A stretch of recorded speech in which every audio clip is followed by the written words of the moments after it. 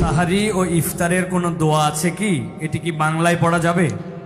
ইফতারের আমরা দোয়ার কথা জানি ভাই, ইফতারের একটা কমন দোয়ার কথা আমরা জানি, আরেকটা দোয়া আছে আনকমন যেটা আমরা জানি না। দুইটা দোয়া আমি বলছি। এক নম্বর হলো ইফতারের দোয়া যেটা কমন আমরা জানি, সেটা হলো আল্লাহুম্মা লাকা সুমতু আলা রিজকিকা আফতারতু। এই দোয়ার অর্থ হলো, হে আল্লাহ, আপনার জন্য আমি সিয়াম সাধনা করেছি, রোজা রেখেছি, আর আপনার উদ্দেশ্যেই আমি ইফতার করেছি, অর্থাৎ আপনার নির্দেশের পালনার্থে আমি ইফতার করেছি।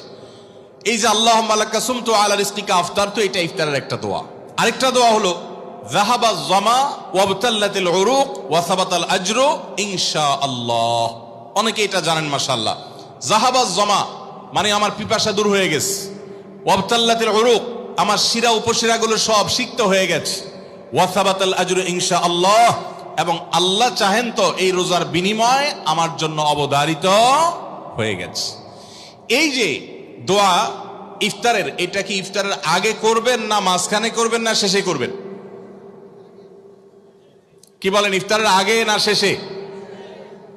যারা যারা আগের পক্ষে তারা হাত তোলেন।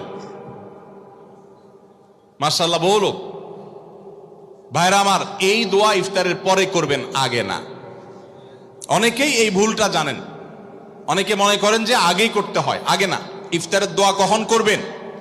ইফতারের শব্দের অর্থের দিকে খেয়াল করলে তো দেখতে পারেন পিপাসা দূর হয়ে গেছে, শিরা উপশিরা সিক্ত হয়ে গেছে, এটা কি ইফতারের আগে হয় না পরে হয়?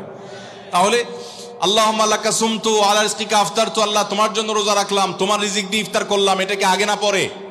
পরে। অতএব এটা ইফতারের পর। তাহলে ইফতারের শুরুতে কি পড়বেন? বিসমিল্লাহ। বিসমিল্লাহ বলে যে কোনো খাবার খান, ইফতারও খাবেন। ইফতার খেয়ে ফেলছেন, 2-4 লোকমা খেয়েছেন, একটু পানি খেজুর খেয়েছেন, তারপরে দোয়া পড়তে পারেন। আর চাইলে একদম শেষ করেও পড়তে পারেন। আর এটা নিজের ভাষায় পড়লে হয়ে যাবে, কিন্তু সুন্নাত হবে, বেশি উত্তম হবে নবীজির ভাষায় পড়তে পারলে, সরাসরি আরবি টেক্সটটা পড়তে পারলে। আল্লাহ আমাদেরকে তৌফিক দান করুন।